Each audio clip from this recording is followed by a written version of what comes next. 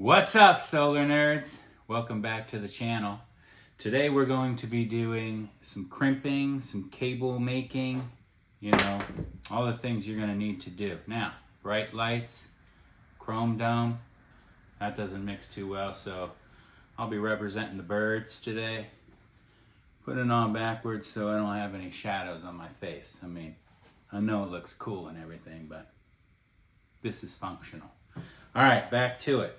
So what do we have here? We're going to need to make some solar panel cable, that's for sure. Most people are not going to be able to buy the right size right off the shelf and be able to just plug it in without coiling up a bunch of extra. And that, let me tell you, that is not good. If you coil it up too tight, it'll get very hot. You can have fire. You don't want that. You want your cables to be very close to what they're supposed to be. So we're gonna make that first. I'll kind of go around the room here, show you what we've got. So this right here is a solar cable crimping kit. Most important piece right here is the actual crimping tool, and then it's coming with ends for you to put on. We have a insulation removal tool, so this allows you to peel the insulation off the end without cutting into the copper, which is very important. You don't want to lose any of those strands. We also have a heavy duty cutters. Now yours don't need to be this rusty. I think they'll still work if they don't have rust on them, but these are good. You're going to need something heavy like this to do these battery cables. We'll get to that in a few minutes here. Anyway, so you have your cables. You're gonna get them to the length that you want, and then it's time to put some ends on it. Now, we've got this tool here. I'm gonna put links to all of this stuff down in the description, so you can just click on that to get it. But basically this kit, this tool right here, has different teeth in it, and it's indicating basically the gauge of the wire. So we're using 6 millimeter, which I believe is the largest this does. This does 2.5, 4, and 6. So we're going to be using this. And then in the solar panel world, you have these connectors. I believe they're called MC1s. And basically what you have is a female and a male end. And then they have their corresponding crimp-on pieces. So you've got your male and your female. So the male goes with this one, the female goes with this one. Now, these are very simple to do. One thing you need to make sure that you do, though, is put your sleeves on the cable. Let's say you're making one long cable, which I guess we'll do. You've got your sleeve here. If I don't put that on before I crimp it on and I already have the other side on, guess what? You just wasted one of your ends. So you need to make sure you get those on there. I mean, you can be real slick and just put them on right away if you want. Kind of cheat. And then you won't have to worry about losing one of your ends. Been there, done that. Okay. So we've got our other pieces. You got a little gasket in there. That's going to be clamped down on when you screw this part onto the main section here. So, all right, first things first. We're going to use our insulation removal tool. You can see in there that it's got different sizes, and it's just basically a blade. On the outside, you can see there's an arrow. That's the direction they want you to turn when you have it clamped. So, start on this side. I'm going to fit that into the middle one there, whichever indentation seems appropriate. And you only want to have, enough to fit maybe that part right there. You don't want to have too much extra showing. So we're going to just do, let's call that quarter inch. Okay, so I'm going to Lay that in there like that. I'm gonna take these off just for now.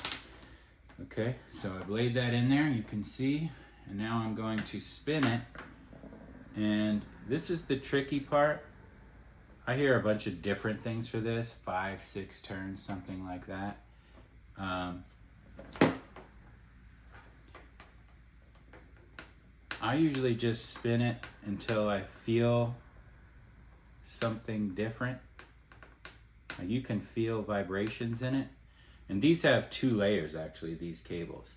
So if I pop this off here and I start bending it, I'll see my separation. And then I could take these cutters, and I'm not cutting into it, I'm just grabbing with it. You can use your thumb to kind of move it along. So we've got through the first stage. This has 2 layers of insulation on it. We're gonna have to get both layers off. So back to this piece, drop that in there. Rotate that around. Now this is the important part, because if you start hitting copper, you want to stop. And when you're doing this, you can feel it. You can feel if you hit copper, it'll start to feel like it's grinding. Now you don't want to get there if you can avoid it. So best thing to do is just spin it 5, 6 times and then kind of bend it side to side, and then you'll crack where it was going. And then should be able to get in there and slide that off. There we go. So there we go. All right, now this is my female piece because it's bigger diameter on the other end there. That's important, obviously, when we go to put the ends on, but not critically important right now. So remember, we always wanted to get in the habit of putting the sleeve on first.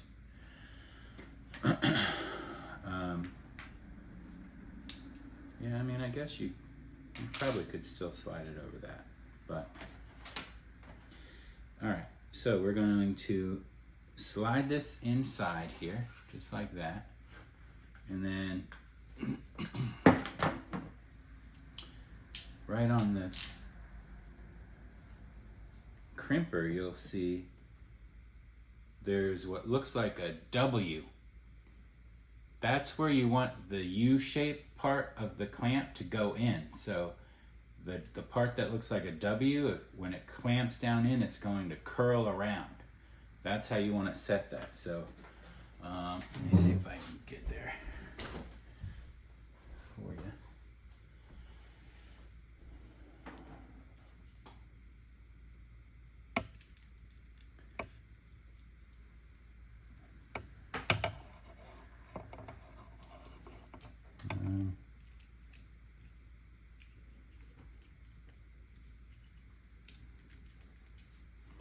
So you want to open that up like that, then drop that in there, and then come in here with that part, and then clamp it down. Now, that didn't go perfectly, but I'm also trying to show a camera here. But, so I didn't want that to happen exactly, but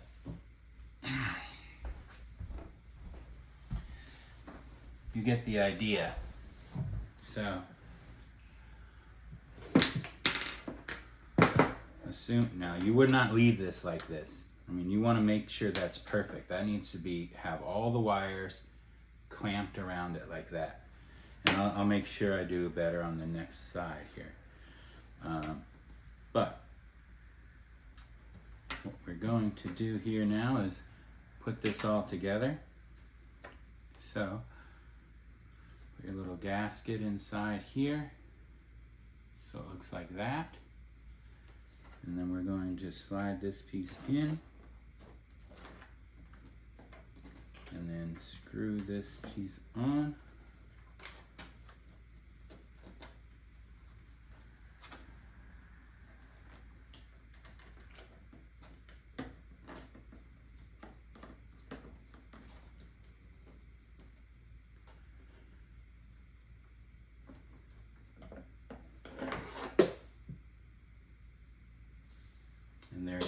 you look down inside, you'll see that the metal part is inside the little hole there. Now, that is something we don't want either. So I made a couple of mistakes here.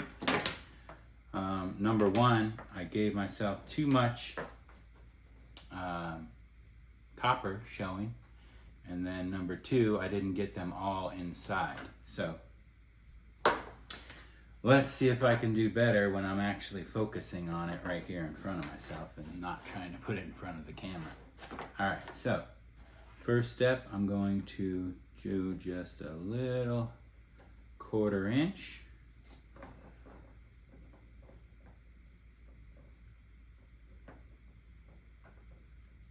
Okay. Spin that 5 or 6 times, and then bend it around.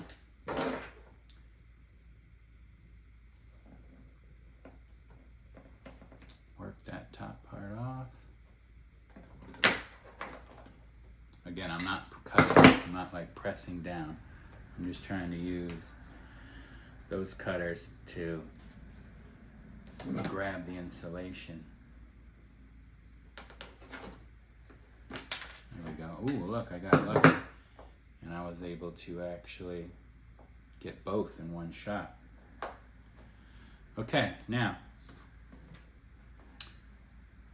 male side that has the skinnier tip there. Now what I'm gonna do here is when I crimp this, I'm gonna make sure that the crimped end is right up against the insulation. So when I go to put the end on, it's all going to fit inside the unit here. So, go ahead and put that on there. Although it seems these, I've used a few different styles.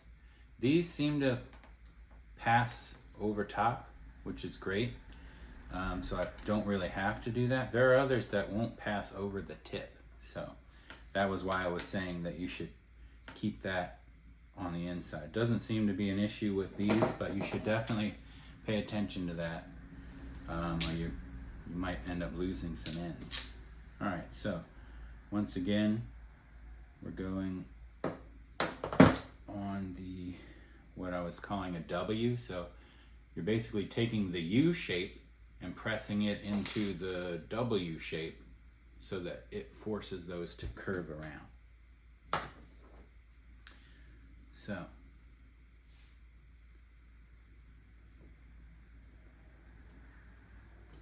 should be able to put that piece in there, and then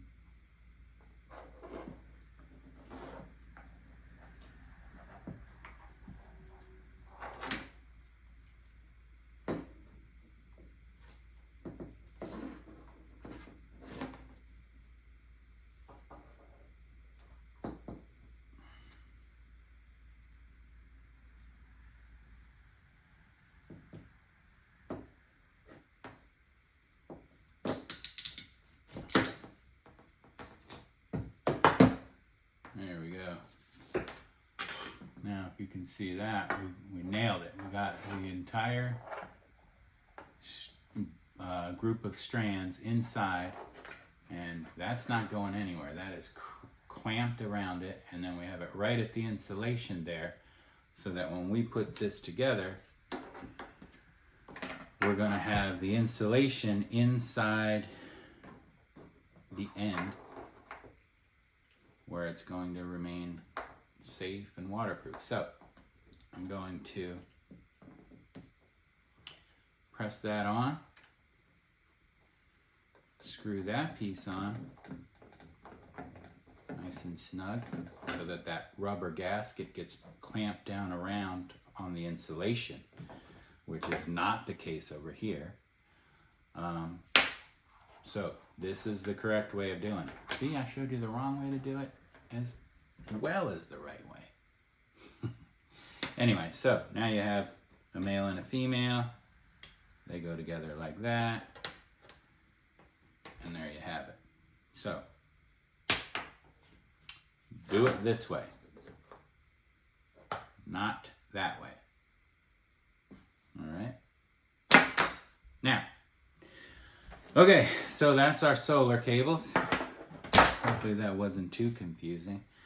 Found it a little more difficult to do it in front of a camera than I did right here in front of my face, but that's okay. Usually I have like a headlamp on and I got light shining directly in there where I can see really well. I highly recommend getting a headlamp.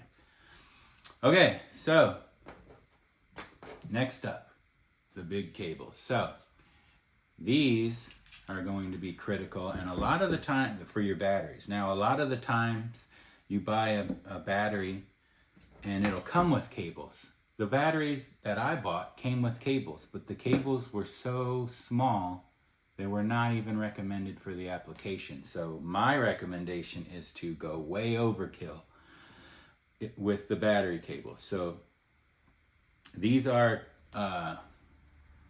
2/0 gauge, 2-aught they call it.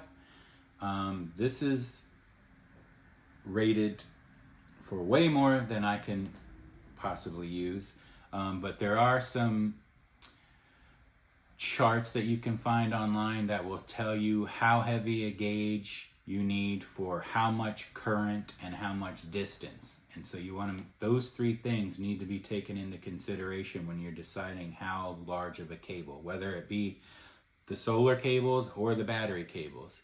You need to take into account the length of the wire, the voltage, the current, you know, those things.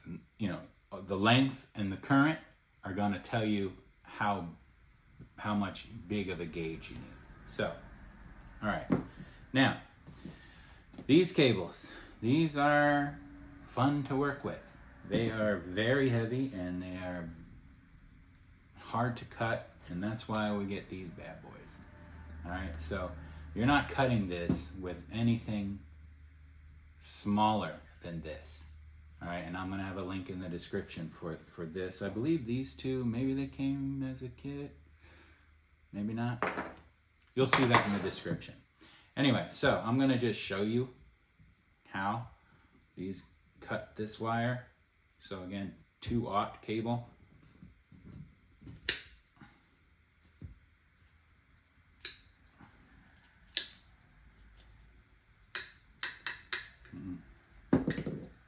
There we go. So, not very graceful, not very easy, but you're not cutting those with any, you know, regular cutters. So you need something heavy duty. Now, again, so this time we're going to be pressing on some ends. Now, people will debate, you know, which style to use. Do you want the solid copper? These are actually tinned pure copper, so they don't look like copper, but they are. They're tinned on the outside. You want to make sure that not only do you have the correct gauge to work with your cable, but you also need the hole to be the right size for the lug, you know, the bolt coming up out of the battery. So mine are 3/8 coming out of the battery, and that's what this is. These, I think, maybe came with the Crimper. These have 1/4-inch holes. That's of no use to me. I don't know why a battery would have such a small post using 2-aught cable. That's a mystery to me. Anyway, so when you make these cables, you're gonna end up with this. So we've got some nice heat shrink on there. You'll have a hydraulically pressed piece here. So as you can see on this one, see how we've got like a hexagon shape crimped into there? This is what it looked like before that. So it takes a lot of force to do it. And basically, I think they say you're like cold welding it. The amount of pressure is making one piece out of the metal when it gets down there. So you would use a tool like this. I will have this in the description as well. This thing's fun to use. It can be a struggle, but you know, take your time. You're gonna need to use a lot of force, even though it is hydraulic. I'm gonna demonstrate it for you. Let's go ahead and do it. All right, back to this again. Now, you want to make sure that you don't have too much insulation removed, because you want to be able to have a nice clean fit. Now, if you look on this one, I took the heat shrink off, and you can see that there is a little bit of a gap there. Now, the heat shrink helps with that, but if we're trying to be perfect, we should try to avoid that. So back to the insulation cutters. Come on here. Okay, so I'm going to follow the arrow. I'm going to do 5, maybe less. I'm stopping right there. I can feel a difference happening. So these also have a nice, see that little blade right there? That's nice for this kind of cable. You can drop that blade in there, and you can cut the sheathing lengthwise, which gives you a little more help trying to peel this off. So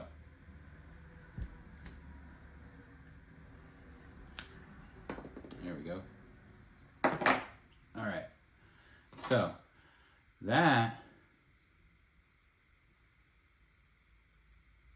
could work, but I think that I don't know. I think I want a little bit more insulation off of that, just because I want to make sure I get all the way up in there. So take a little bit more off.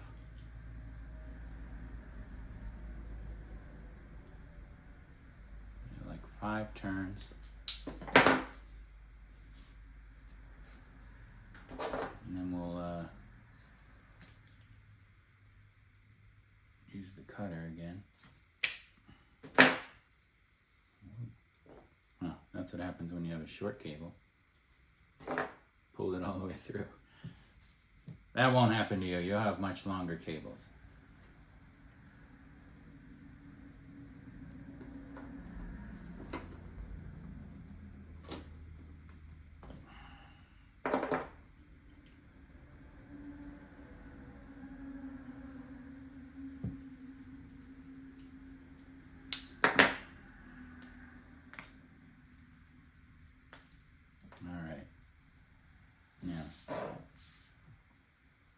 Okay, I like that length. Yeah, that ought to work just fine. So then what we're going to do is feed that in, make sure all the strands go in. Okay, all of them. Now, get out your handy dandy tool here. One thing that I've noticed with this tool specifically, so it works just like a floor jack, like for a car. You'll have your on, it has on and off. So on will, when you pump it, it'll start getting closer together, and then off will release it.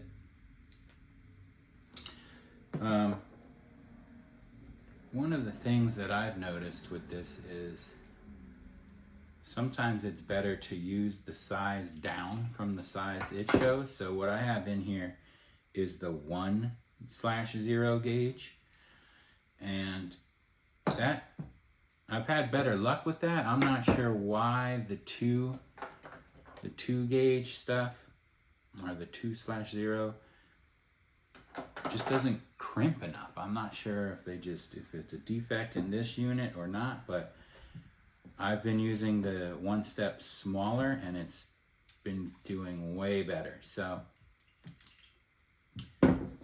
look into that. One thing I do when I'm doing this, so you want to turn it to on, and you want to start clamping it down, and what you want to do is get it to where the tool is holding the end for you.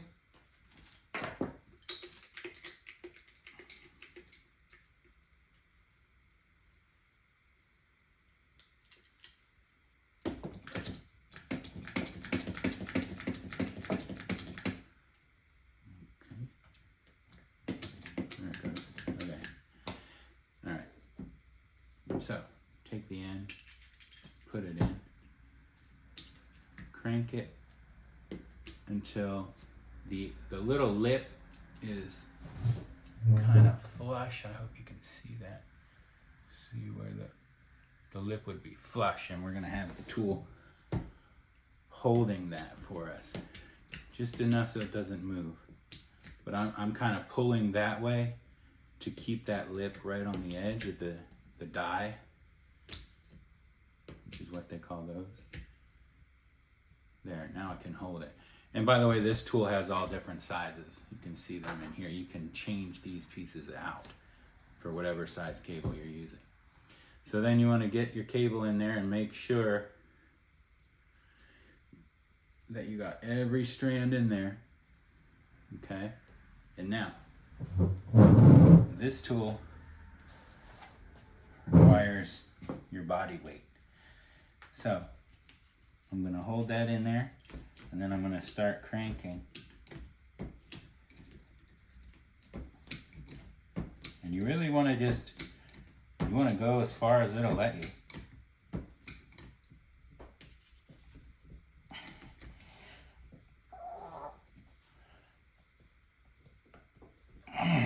So I'm really, really giving it as much as I got. Okay.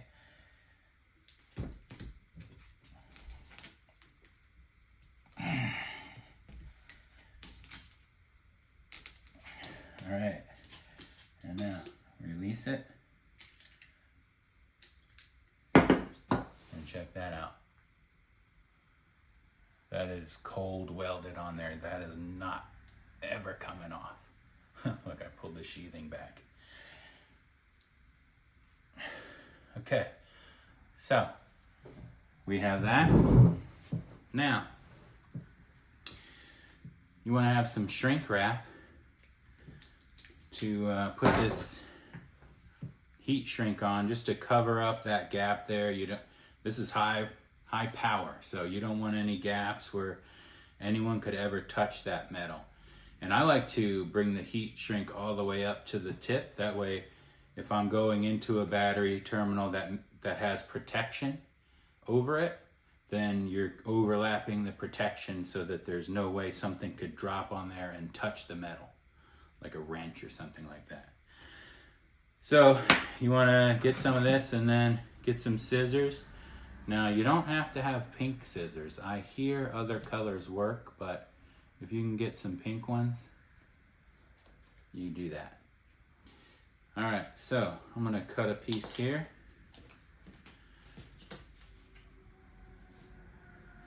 Put that in. And then, like I said, I'm gonna keep it close. Now, you don't want it to where it's on the flat part.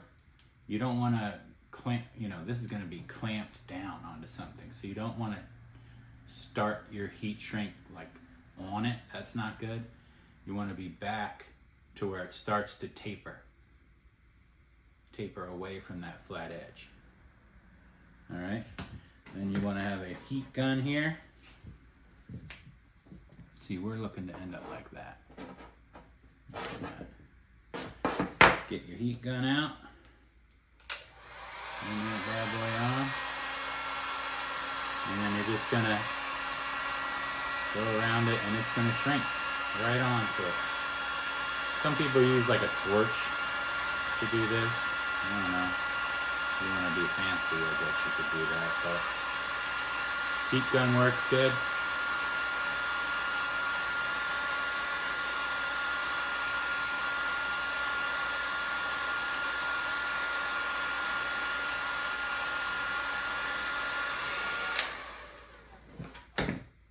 Look at that beautiful cable. So sexy, huh? Okay, so that is your little introduction into making the critical cables that you will definitely have to make if you're building your own system.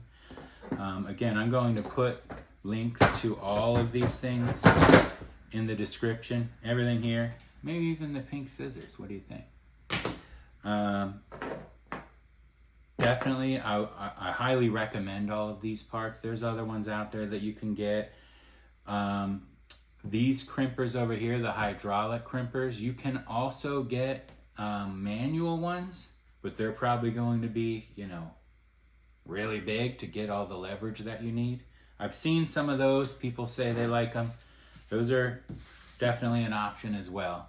But I can say that I've made a lot of cables with this, and yes, I have to give it a lot of force, but that is never coming off of there. I have a infrared camera that I use to look at my system, and that will actually tell me if I have any loose connections. Maybe I'll do a video on that soon, but all of my infrared videos of all my ends are, you know, cold, so I'm not getting any arcing or anything inside of there. But so that's it. I hope you enjoyed my struggling with the wires. I can say that I certainly wish that I didn't do that, and this is what you should not do. Don't do this. You want to do this, right? Remember that. Okay, well, that was fun. I appreciate you guys coming out. You stay classy, solar nerds.